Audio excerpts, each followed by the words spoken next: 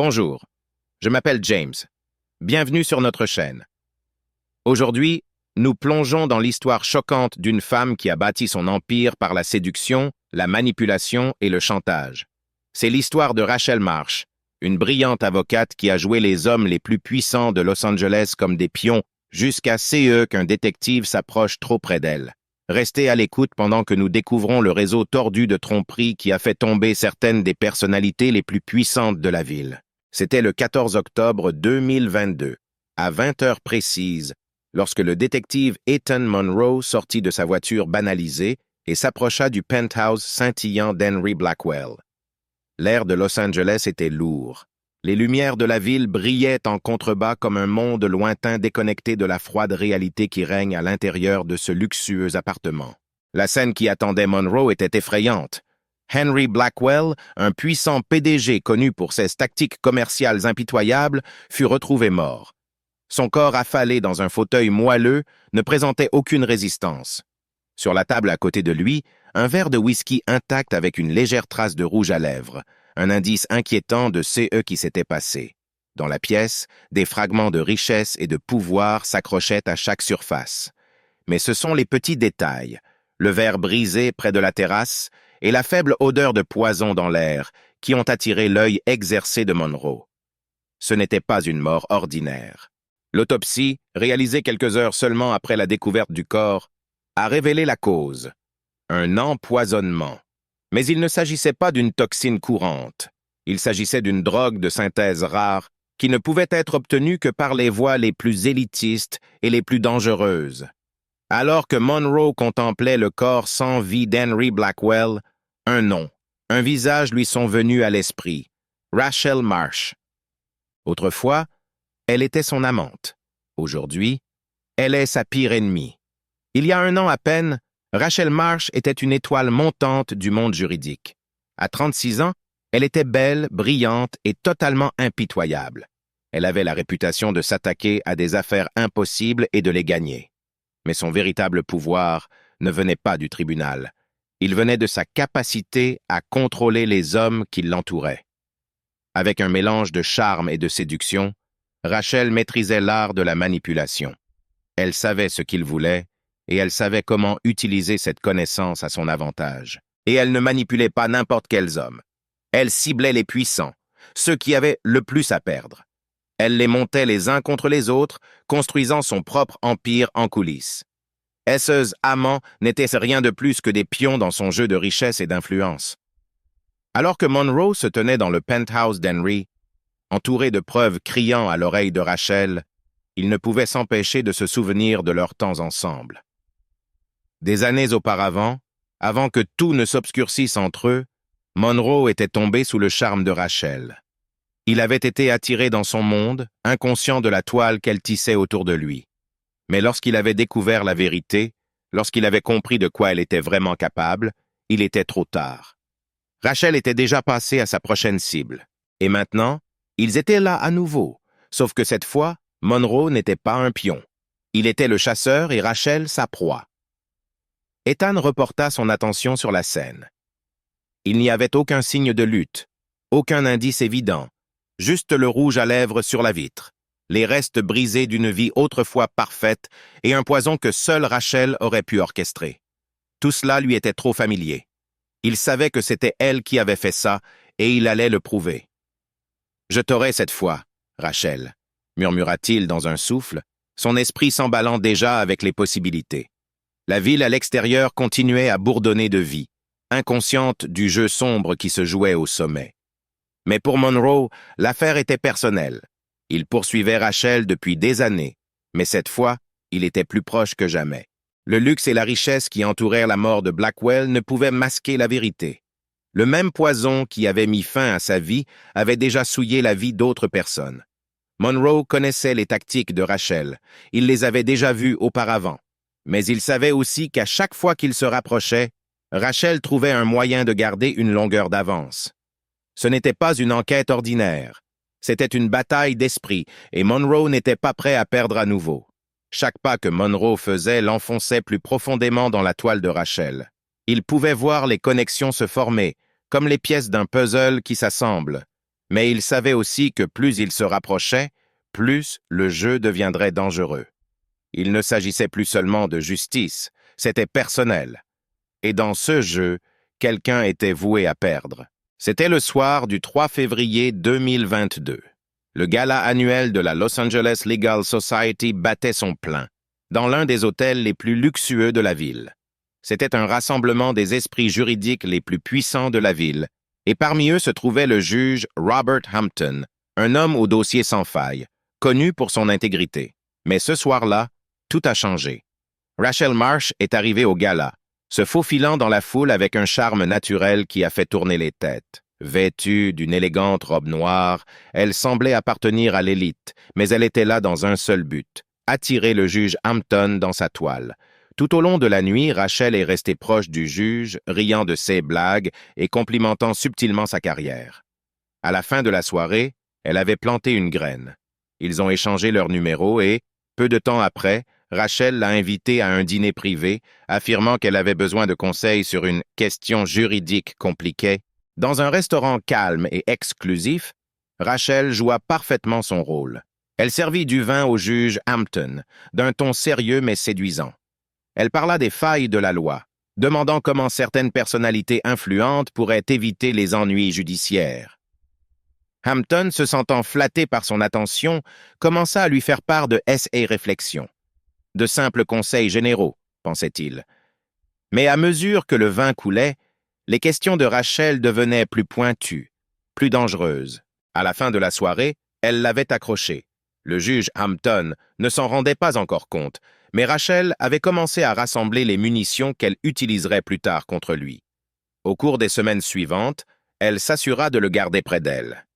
Ils se rencontraient souvent et, bientôt, Rachel lui présenta une opportunité.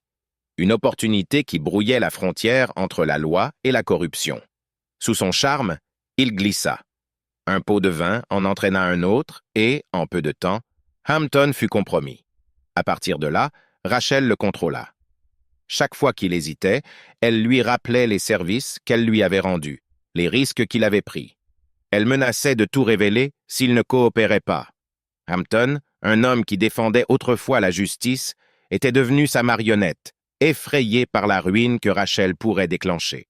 Alors que le juge Hampton était déjà sous son contrôle, Rachel jeta son dévolu sur un autre homme puissant, le chef de la police Alan Grayson. Grayson était intouchable, du moins c'est ce que tout le monde pensait. Il s'était bâti une réputation d'agent incorruptible, connu pour nettoyer les rues de Los Angeles. Mais Rachel avait le don de trouver la moindre faille. Rachel croisa Grayson lors d'un événement caritatif pour le LAPD. Elle ne perdit pas de temps. Quelques semaines plus tard, ils entamèrent une liaison secrète. Grayson, malgré son image impeccable, avait une faiblesse. Sa vie privée. Rachel s'en servit contre lui. Bientôt, elle avait des photos compromettantes de leur rencontre. Lorsque Grayson a essayé de rompre leur relation, Rachel a frappé. Elle a menacé de tout révéler, sa famille, sa carrière, tout ce qu'il avait construit. Grayson, acculé, n'a eu d'autre choix que de se plier aux exigences de Rachel. Elle l'a obligé à dissimuler les activités criminelles de ses clients, à enterrer les enquêtes et à modifier les rapports. En échange, Rachel a promis de garder son secret. Chaque fois que Grayson essayait de riposter, Rachel lui rappelait les enjeux. Grayson, comme Hampton avant lui, était devenu un pion dans l'empire grandissant de Rachel. Avec chaque homme qu'elle contrôlait, son emprise s'élargissait, son influence se renforçait. Ensuite, il y eut Henry Blackwell, un homme doté d'une immense fortune et d'une longue liste de relations. Rachel connaissait Blackwell depuis des années, mais elle attendit que le moment soit venu. À la mi-juillet, lors d'une partie de poker exclusive dans les collines, Rachel finit par l'approcher. Blackwell était déjà empêtré dans des affaires louches, mais Rachel savait comment creuser plus profondément. Au début, elle semblait n'être qu'une belle femme parmi d'autres dans le cercle social de Blackwell. Mais petit à petit, elle l'attira à elle, lui demandant de l'aider avec de petites faveurs des zones grises juridiques qui semblaient inoffensives. En août, Rachel le contrôlait totalement. Elle utilisa les transactions illégales de Blackwell comme levier, le forçant à transférer des fonds pour elle, à ouvrir des comptes dans des banques offshore et à conclure des affaires en son nom. En échange, Rachel le protégeait de la loi Son influence sur le juge Hampton et le chef de la police Grayson lui garantissaient cela. Rachel avait construit un système. Chaque homme dans sa vie avait un but précis. Ils commettaient des crimes et Rachel en récoltait les fruits. Son contrôle était absolu et elle s'assurait qu'ils avaient tous trop peur de sortir du rang. En octobre, le détective Ethan Monroe était plongé dans l'enquête sur la mort d'Henry Blackwell. Après avoir examiné la scène du crime au penthouse, les soupçons d'Ethan sur Rachel se renforçaient. La mort de Blackwell n'était pas un accident. Elle faisait partie d'un schéma plus vaste qu'Ethan avait commencé à retracer. Après avoir examiné les relevés téléphoniques de Blackwell, Ethan a remarqué des appels passés au juge Robert Hampton dans les mois précédant sa crise cardiaque du 23 août 2022. La mort de Hampton avait été soudaine, sans aucun signe d'acte criminel. Mais maintenant, Ethan commençait à se demander s'il s'agissait de plus qu'une simple coïncidence. En creusant plus profondément, un autre nom est apparu, le chef de la police Alan Grayson. La mort de Grayson, jugée comme un suicide le 12 septembre 2022, a choqué le département. Mais maintenant que Blackwell est parti et que les liens avec Hampton sont apparus, Ethan a réalisé que la mort de Grayson n'était pas seulement liée à des démons personnels, elle était liée à Rachel Marsh. L'obsession d'Ethan pour Rachel, autrefois personnelle, était désormais devenue professionnelle. Il a passé des jours à éplucher chaque détail, à rechercher chaque lien entre ces hommes puissants et Rachel. Ces empreintes digitales étaient partout, mais chaque fois qu'il pensait être proche, elles s'échappaient.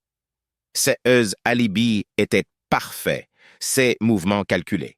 Pourtant, Monroe ne pouvait se débarrasser du sentiment qu'il se rapprochait enfin. Le 16 octobre 2022, Ethan tombe sur un enregistrement provenant d'une source cachée, une vieille écoute téléphonique du bureau du juge Hampton. Dans la conversation, on entend Hampton discuter d'une question juridique avec Rachel. Le ton de la conversation est glaçant. « Tu ne pars pas avant que je te le dise, Robert », dit Rachel d'une voix froide et ferme. La réponse de Hampton est faible, presque suppliante, mais il est clair qui a le contrôle. C'est la preuve dont Ethan a besoin. Rachel a pris Hampton par le doigt, tout comme elle l'avait fait avec Blackwell et Grayson. L'enregistrement relance la poursuite d'Ethan pour Rachel.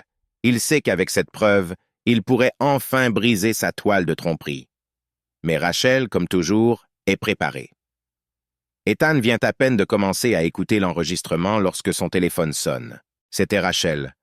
Sa voix était calme, déconcertante. « Tu creuses dans des endroits où tu ne devrais pas, Ethan, » dit-elle, comme s'il discutait de quelque chose de trivial. « Tu sais comment ça se termine. » L'appel fut bref, mais il laissa Ethan déstabilisé. Rachel savait qu'il se rapprochait, et elle n'allait pas lui faciliter la tâche. Ethan raccrocha le téléphone, l'esprit en ébullition.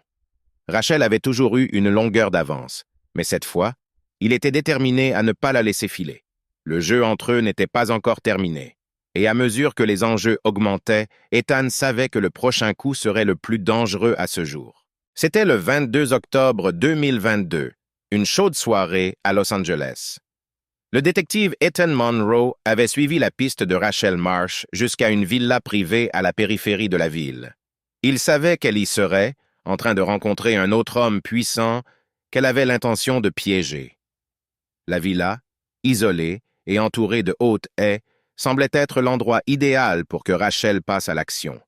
Mais ce soir, les choses seraient différentes. Ethan avançait tranquillement dans l'ombre, le cœur battant. Il avait passé des mois à reconstituer le puzzle, reliant Rachel aux morts du juge Hampton, du chef de la police Grayson et d'Henry Blackwell. Ce soir, il allait enfin la confronter. Alors qu'il s'approchait de l'entrée, il la vit à l'intérieur, assise nonchalamment sur un canapé moelleux, sirotant du vin, complètement à l'aise. C'était Rachel à son plus haut degré de dangerosité, calme, confiante et complètement en contrôle. Il entra dans la villa. Sa présence passa inaperçue pendant un moment. Rachel ne broncha pas en le voyant, son expression indéchiffrable. Elle posa son verre et leva les yeux vers lui, un léger sourire jouant sur ses lèvres. « Ethan », dit-elle d'une voix douce, comme si elle l'attendait depuis le début. « Ça fait longtemps. » Ethan ne répondit pas tout de suite. Il pouvait sentir la tension dans l'air, mais il n'était pas là pour jouer. « Ça se termine ce soir, Rachel, dit-il fermement, en s'approchant d'un pas. J'ai les preuves. Je sais ce que tu as fait à chacun d'eux. Le juge Hampton, Grayson, Blackwell. C'est fini. Rachel ne semblait pas décontenancée. Elle se pencha en arrière sur sa chaise, croisant les jambes avec désinvolture. Ses yeux, sombres et calculateurs, se fixèrent sur les siens. « Des preuves » demanda-t-elle en haussant un sourcil. « Tu crois que tu es la première personne à me chercher avec des preuves. Tu es plus intelligent que ça, Ethan. Tu devrais le savoir maintenant. Rien ne colle à moi. Tu ne peux pas me toucher. » Les mots frappèrent Ethan de plein fouet. Elle ne cherchait pas seulement à l'intimider. Elle lui rappelait le passé, les fois où elle lui avait échappé, les fois où il avait pensé être proche de lui, mais où elle s'en était sortie indemne. Mais cette fois, il avait quelque chose de différent. « J'ai un enregistrement, » dit-il. « Une conversation entre toi et Hampton. Tu l'as menacé, manipulé. Tout est enregistré. » Cette fois, le sourire de Rachel s'effaça légèrement, mais seulement pour un instant. Elle se leva lentement, fit un pas vers lui. Sa confiance ne vacilla pas. « Et qu'est-ce que tu vas faire avec ça, Ethan » demanda-t-elle doucement. « Tu crois qu'un enregistrement suffira à me faire tomber? Tu ne comprends pas comment ça marche. Je possède des gens. Les juges, les avocats, la police, ils me répondent tous. Tu crois que tu peux me faire craquer avec un enregistrement? C'est mignon. » Ethan resserra son étreinte, mais avant qu'il ne puisse répondre, l'expression de Rachel changea. Elle avait fini de jouer. Sa voix devint froide et dangereuse. « Mais puisque tu es si déterminé à obtenir justice, laisse-moi te montrer quelque chose, » dit-elle. Sans rompre le contact visuel, Rachel fouilla dans un tiroir et en sortit une enveloppe. Elle la tendit à Ethan, essai et mouvement délibéré.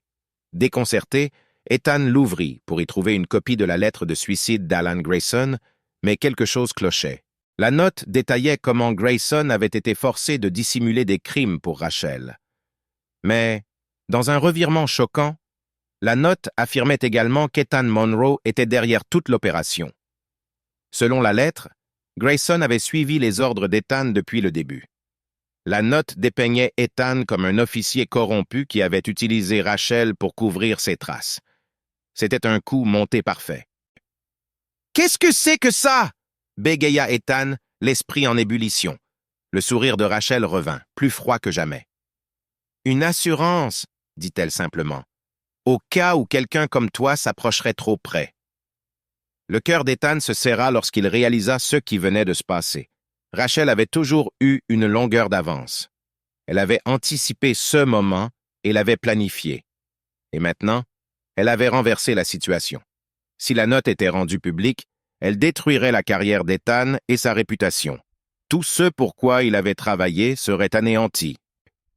« Tu as toujours été un peu trop émotif, Ethan, » continua Rachel, tournant lentement autour de lui.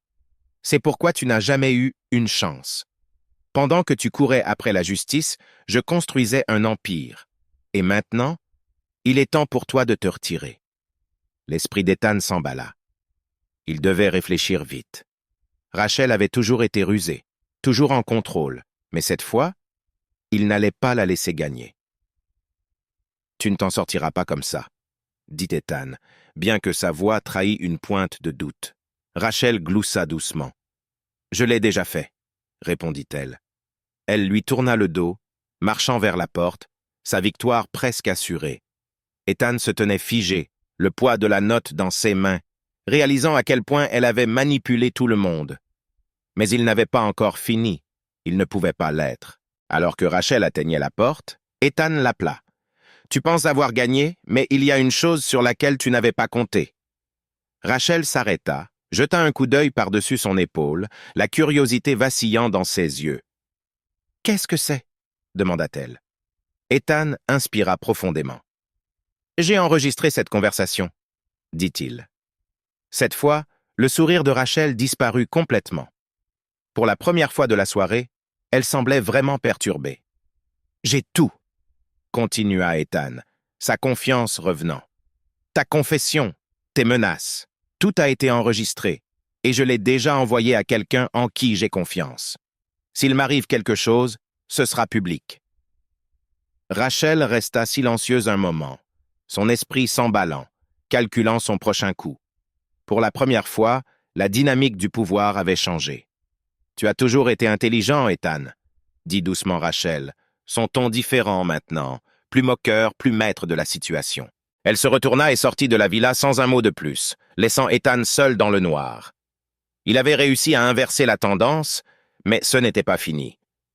Rachel ne se laisserait pas faire facilement. Elle ne le faisait jamais. Cette confrontation marqua un tournant. Ethan avait gagné du temps, mais la partie de Rachel était loin d'être terminée. Les enjeux n'avaient jamais été aussi élevés, et le prochain coup déterminerait qui sortirait vainqueur. Les jours qui suivirent, la confrontation furent tendus. Ethan savait qu'il marchait sur un fil, mais les preuves qu'il avait enregistrées lui donnaient une chance de se battre. Il ne pouvait pas aller voir ses supérieurs. Pas encore. La corruption était trop profonde, et avec la fausse note de suicide, Rachel avait semé le doute. S'il faisait fausse route, sa carrière et sa réputation seraient finies. Mais Ethan avait un avantage. Rachel avait dérapé et il avait tout enregistré. Le 25 octobre 2022, Ethan passe à l'action. Il divulgue soigneusement l'enregistrement des aveux de Rachel à un journaliste de confiance qui n'a pas peur de révéler les horribles vérités qui se cachent derrière des personnalités influentes. L'enregistrement est accablant. On entend Rachel admettre avoir manipulé le juge Hampton, le chef Grayson et Henry Blackwell. Sa voix est calme et posée, comme si elle n'avait pas peur d'être prise. L'impact est immédiat. Dans l'après-midi, l'histoire a fait la une de tous les principaux médias. Les gros titres sont brutaux. La reine du droit Rachel Marsh, exposée dans un réseau de chantage et de meurtre. Et l'avocat le plus puissant de Los Angeles, lié au décès d'un juge et d'un chef de police. L'empire de Rachel, qui avait mis des années à se construire, commença à s'effondrer en quelques heures. Ceux clients les plus en vue, ceux qui comptèrent sur elle pour rester intouchables, furent les premiers à changer d'avis. Ils prirent leur distance, coupant tout lien avec Rachel à mesure que son influence s'effritait. L'opinion publique se retourna rapidement et Rachel, autrefois admirée pour ses prouesses juridiques, fut désormais considérée comme l'orchestrateur d'un réseau criminel complexe. Même les personnes que Rachel pensait contrôler, les juges, les avocats, les politiciens, commencèrent à l'abandonner. Elle avait été leur protectrice, mais à présent, elle était celle qu'ils craignaient le plus. L'enregistrement révéla ses manigances, et soudain, plus personne n'était en sécurité. Son empire de secrets s'effondrait, et avec lui, son pouvoir. Le 28 octobre 2022, les autorités ne pouvaient plus ignorer la pression croissante. Rachel Marsh, autrefois l'une des avocates les plus influentes de Los Angeles, a été arrêtée devant son cabinet. Les journalistes ont envahi la scène tandis que Rachel, menottée, était emmenée en silence. Son costume de créateur et son attitude calme contrastaient fortement avec le chaos qui s'était déroulé autour d'elle. Les caméras ont flashé, capturant chaque instant de sa chute en disgrâce. Mais même lorsqu'elle a été conduite vers la voiture de police, l'expression de Rachel est restée calme et posée. Pour ceux qui la regardaient, il semblait que Rachel croyait toujours avoir le contrôle, qu'elle trouverait d'une manière ou d'une autre une issue. « Je reviendrai », murmura-t-elle à un journaliste à proximité d'une voix ferme. « Je reviendrai toujours. » Pour Ethan, qui l'observait de loin, ces mots sonnèrent comme un rappel froid. La chute de Rachel était en cours, mais il la connaissait suffisamment pour comprendre que ce n'était pas terminé, pas complètement. L'arrestation de Rachel avait peut-être marqué la fin de son règne, mais pour ceux qui étaient impliqués, les cicatrices de sa manipulation resteraient. Ethan avait gagné cette manche, mais il connaissait Rachel. Elle ne resterait pas longtemps au sol. C'était le 12 novembre 2022, près de 3 semaines après l'arrestation de Rachel. La tempête médiatique s'était apaisée et Los Angeles avait commencé à tourner la page du scandale qui avait secoué ses cercles d'élite. Mais pour l'inspecteur Ethan Monroe, l'affaire n'était pas encore terminée. En descendant les marches du tribunal, Ethan ne pouvait s'empêcher de réfléchir à tout ce qui s'était passé. Il avait passé des mois à traquer Rachel, à essayer de la faire tomber, et maintenant elle était enfin derrière les barreaux. Les preuves contre elle étaient accablantes. Ses manipulations, ses menaces, tout était dévoilé. Le système judiciaire qu'elle contrôlait autrefois se préparait désormais à la juger. Mais Ethan ne parvenait pas à se défaire de ce sentiment que ce n'était pas vraiment fini. Il avait vu le regard de Rachel lors de son arrestation. Il avait entendu le ton calme et confiant dans sa voix lorsqu'elle avait dit « Je reviendrai ». Malgré l'effondrement de son empire, des rumeurs avaient déjà commencé à circuler. Certains disaient que Rachel tirait toujours les ficelles de l'intérieur de la prison, qu'elle avait encore des alliés à l'extérieur, des gens qui lui devaient des faveurs, des gens qui avaient peur de ce qu'elle savait. Ethan savait qu'il ne fallait pas la sous-estimer. Rachel avait toujours eu une longueur d'avance, et même dans une cellule, elle restait dangereuse. Ethan s'arrêta au bas des marches du tribunal, levant les yeux vers le ciel. Il avait gagné la bataille, mais la guerre n'était pas finie. Il savait que Rachel trouverait un moyen de frapper à nouveau. Mais cette fois, il serait prêt. Dans un monde où le pouvoir, la séduction et la manipulation s'entremêlent, Rachel Marsh a peut-être perdu son trône, mais son influence perdure toujours. Le jeu n'est pas encore terminé. La question demeure, jusqu'où ira-t-elle pour récupérer ce qu'elle a perdu? Et cela nous amène à la fin de cette histoire tordue. Rachel Marsh est peut-être derrière les barreaux, mais avec son passé de manipulation, pensez-vous que c'est vraiment la fin pour elle? Pourrait-elle encore avoir le pouvoir de tirer les ficelles derrière les murs de la prison? Faites-nous part de vos réflexions dans les commentaires ci-dessous. Quelle sera, selon vous, sa prochaine action? Et si vous avez aimé cette histoire, n'oubliez pas d'aimer, de vous abonner et d'activer la cloche de notification pour ne jamais manquer notre prochaine plongée dans le monde des crimes réels. Merci d'avoir regardé, et à bientôt pour la prochaine vidéo.